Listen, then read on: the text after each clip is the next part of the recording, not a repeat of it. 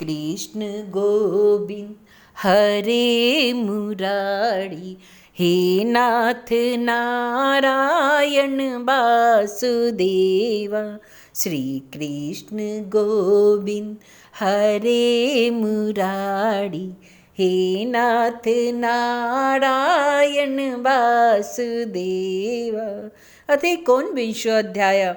भगवान बामन का बलि से 3 पग भूमि मांगना, बलि का वचन देना और शुक्राचार्य जी का उन्हें रोकना। श्री सुखदेव जी कहते हैं, राजा बलि के ये वचन धर्म भाव से बड़े और बड़े मधुर थे। उन्हें सुनकर भगवान बामन ने बड़ी प्रसन्नता से उनका अभिनंदन किया और कहा, श्री भगवान ने कहा, राजन, आपने जो कुछ कहा वह आपकी कुल परंपरा के अनुरूप है, धर्म भाव से परिपूर्ण, यश को बढ़ाने वाला और अत्यंत मधुर है। क्यों न हो, परलोक हितकारी धर्म के संबंध में आप भृगु पुत्र शुक्राचार्य को परम प्रमाण जो मानते हैं, साथ ही अपने कुल वृद्ध पितामह परम शांत प्रहलाद जी की भी आज्ञा भी तो आप वैसे ही मानते हैं। आपकी वंश परंपरा में कोई धैर्यहीन अथवा कृपण पुरुष कभी हुआ ही नहीं। ऐसा भी कोई नहीं हुआ जिसने ब्राह्मण को कभी दान न दिया हो, अथवा जो एक बार किसी को कुछ देने की प्रतिज्ञा करके बाद में मुकर गया हो। दान के अवसर पर याचकों की याचना सुनकर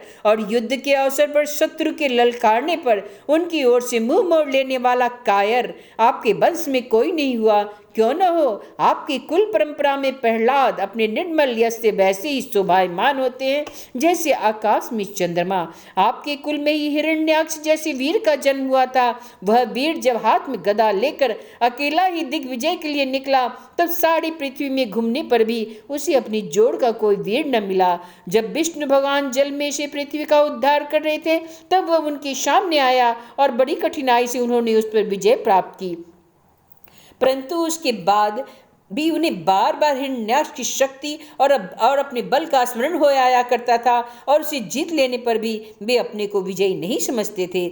जब हिरण्याक्ष के भाई हिरण्यकशिपु को उसके वध का वृत्तांत मालूम हुआ, तब वह अपने भाई का वध करने वाले को मार डालने के लिए क्रोध करके भगवान के निवास स्थान बैकुंठ धाम में पहुंचा। विष्णु भगवान माया रचने वालों में सबसे बड़े हैं और वे समय को खूब पहचानते थे।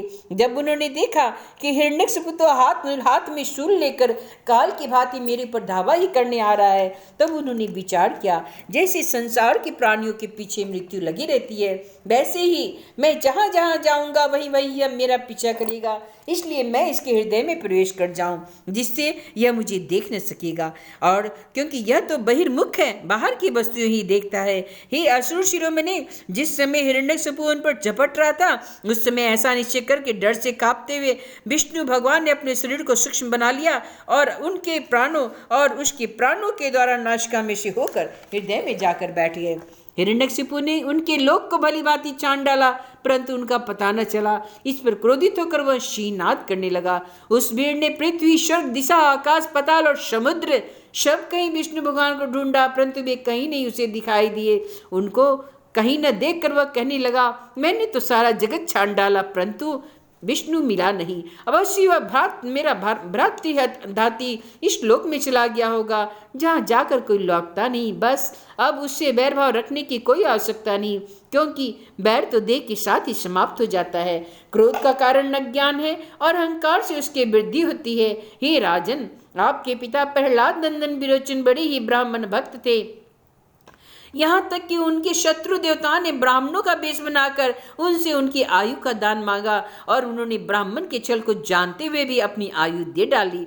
आप भी उसी धर्म का आचरण करते हैं जिसका शुक्राचार्य आदि गृहस्थ ब्राह्मण आपके पूर्वज प्रहलाद और दूसरे यशस्वी वीरों ने पालन किया था। ये दैत्येंद्र, आप मुंह मांगी वस्तु देने वालों में श्रेष्ठ हैं। इसी से मैं आपसे थोड़ी सी पृथ्वी केवल अपने पैरों से 3 डग मांगता हूँ। माना कि आप सारे जगत के स्वामी और बड़े उद्धार हैं, फिर भी मैं आपसे इससे अधिक नहीं चाहता। विद्वान पुरुष को केवल अपनी आवश्यकता के अनुसार ही दान स्वीकार करना चाहिए, इससे वह प्रतिग्रह जन्य पाप से बच जाता है। राजा बलि ने कहा, ब्राह्मण कुमार, तुम्हारी बातें तो वृद्धों जैसी है, परंतु तुम्हारी बुद्धि अभी बच्चों की सी है।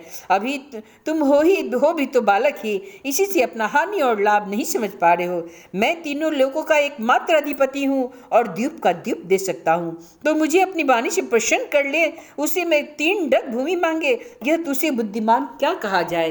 हे ब्रह्मचारी जी, जो एक बार मुझसे कुछ मांगने आ गया उसे फिर कभी किसी से मांगने की आवश्यकता नहीं पड़नी चाहिए। अतः अपनी जीविका चलाने के लिए तुम्हें जितनी भूमि की आवश्यकता हो वह तुम मुझसे मांग लो। श्री भगवान ने कहा, राजन, संसार के सब प्यारे विषय एक मनुष्य की कामनाओं को भी पूर्ण करने में समर्थ नहीं है। यदि वह अपने इंद्रियों को बस में रखने वाला संतोषी ना हो तो जो 3 पग भूमि में संतोष नहीं कर लेता उसे 9 वर्षों से युक्त एक द्वीप भी दे दिया जाए तो भी वह संतुष्ट नहीं हो सकता, क्योंकि उसके मन में 7 द्वीप पाने की इच्छा बनी रहेगी। मैंने सुना है पृथु, गय आदि नरेश 7 द्वीपों के अधिपति थे, परंतु उतने धन और भोग की सामग्रियों के मिलने पर भी वे तृष्णा का पार न पा सके। जो कुछ प्रारब्ध से मिल जाए उसी से संतुष्ट हो रहने वाला पुरुष अपना जीवन सुख से व्यतीत करता है, परंतु अपनी इंद्रियों को वश में न रखने वाला तीनों लोगों का राज्य पाने पर भी दुखी ही रहता है, क्योंकि उसके हृदय में असंतोष की आग धधकती रहती है। धन और भोगों से संतोष न होना ही तो जीवों के जन्म मृत्यु के चक्कर में गिरने का कारण है, तथा जो कुछ प्राप्त हो जाए उसी में संतोष कर लेना मुक्ति का कारण है। जो बालक स्वयं प्राप्त वस्तु से ही संतुष्ट हो रहता है उसके तेज की वृद्धि होती है, उसके असंतोषी हो जाने पर उसका तेज वैसे ही शांत हो जाता है जैसे जल से अग्नि। इसमें संदेह नहीं, आप मुंह मांगी वस्तु देने वालों में शिरोमणि है, इसलिए मैं आपसे केवल 3 पग भूमि ही मांगता हूँ। इतने से ही मेरा काम बन जाएगा। धन उतना ही संग्रह करना चाहिए जितनी की आवश्यकता हो। श्री सुखदेव जी कहते हैं, भगवान के इस प्रकार कहने पर राजा बलि हंस पड़े। उन्होंने कहा, अच्छी बात है, तुम्हारी जितनी इच्छा हो उतनी ही ले लो। यूं कहकर बामन भगवान को 3 पग भूमि पृथ्वी का संकल्प करने के लिए उन्होंने जलपात्र उठाया। शुक्राचार्य जी तो सब कुछ जानते थे, उनसे भगवान की यह लीला भी छिपी नहीं थी। उन्होंने राजा बलि को पृथ्वी देने के लिए तैयार देखकर उनसे कहा। शुक्राचार्य जी ने कहा, हे विरोचन कुमार, ये स्वयं अविनाशी भगवान विष्णु है। देवताओं का काम बनाने के लिए कश्यप की पत्नी अदिति के गर्भ से अवतीर्ण हुए हैं। तुमने यह अनर्थ न जानकर कि ये मेरा सब कुछ छीन लेंगे, इन्हें दान देने की प्रतिज्ञा कर ली है। यह तो दैत्यों पर बहुत बड़ा अन्याय होने जा रहा है, इसे मैं ठीक नहीं समझता। स्वयं भगवान ही अपनी योग माया से यह ब्रह्मचारी बनकर बैठे हुए हैं। ये तुम्हारा राज्य, ऐश्वर्य, लक्ष्मी, तेज और विश्व विख्यात कीर्ति सब कुछ तुमसे छीनकर इंद्र को दे देंगे। ये विश्व रूप है, 3 पग में तो ये सारे लोगों को नाप लेंगे। हे मूर्ख, जब तुम अपना शुरू से ही विष्णु को दे डालोगे तो तुम्हारा जीवन निर्वाह कैसे होगा। ये विश्व व्यापक भगवान एक पग में पृथ्वी और दूसरे पग में स्वर्ग को नाप लेंगे। इनके विशाल शरीर से आकाश बढ़ जाएगा, तब इनका तीसरा पग कहाँ जाएगा। तुम उसे पूरा न कर सकोगे। ऐसी दशा में मैं समझता हूँ कि प्रतिज्ञा करके पूरा न कर पाने के कारण तुम्हें नरक में भी जाना पड़ेगा, क्योंकि तुम अपनी क्यों ही प्रतिज्ञा को पूर्ण करने में सर्वथा असमर्थ होगे।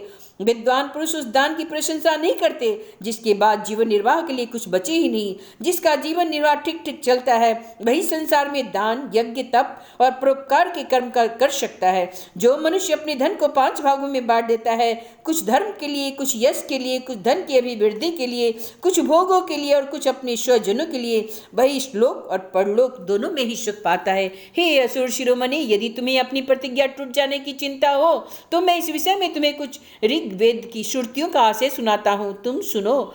श्रुति कहती है, किसी को कुछ देने की बात स्वीकार कर लेना सत्य है और नकार जाना अर्थात अस्वीकार कर देना असत्य है। यह शरीर एक वृक्ष है और सत्य इसका फल फूल है, परंतु यदि वृक्ष ही न रहे तो फल फूल कैसे रह सकते हैं। क्योंकि नकार जाना, अपनी वस्तु दूसरों को न देना, दूसरे शब्द में अपना संग्रह बचाए रखना, यही शरीर रूपी वृक्ष का मूल है। जैसे जड़ न रहने पर वृक्ष सूख कर थोड़े ही दिनों में गिर जाता है, उसी प्रकार यदि धन देने से अस्वीकार न किया जाए तो यह जीवन सूख जाता है, इसमें संदेह नहीं। हाँ मैं दूंगा, यह वाक्य ही धन को दूर हटा देता है, इसलिए इसका उच्चारण ही अपूर्ण अर्थात धन से खाली कर देने वाला है। यही कारण है जो पुरुष हाँ मैं दूंगा ऐसा कहता है वह धन से खाली हो जाता है। जो याचक को सब कुछ देना स्वीकार कर लेता है वह अपने लिए भोग की कोई सामग्री नहीं रख सकता।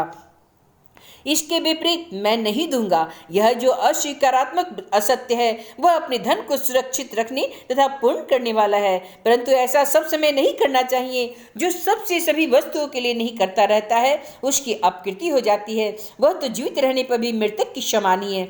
स्त्रियों को प्रसन्न करने के लिए हास्य परिभाषा में, विवाह में कन्या आदि की प्रशंसा करते समय, अपनी जीविका की रक्षा के लिए, प्राण संकट उपस्थित होने पर गौ और ब्राह्मण के हित के लिए तथा किसी को मृत्यु से बचाने के लिए असत्य भाषण भी उतना निंदनीय नहीं है। इति श्रीमद्भागवते महापुराणे परमहंस्या संहितायाम् अष्टम स्कंदे वामन प्रादुर्भावे एकोनविंशो अध्याय। श्री कृष्ण गोविंद हरे मुरारी, हे नाथ नारायण वासुदेवा। श्रीनाथ गोविंद सखा हमारे, एक नाथ गोविंद सखा हमारे, हे नाथ नारायण वासुदेवा।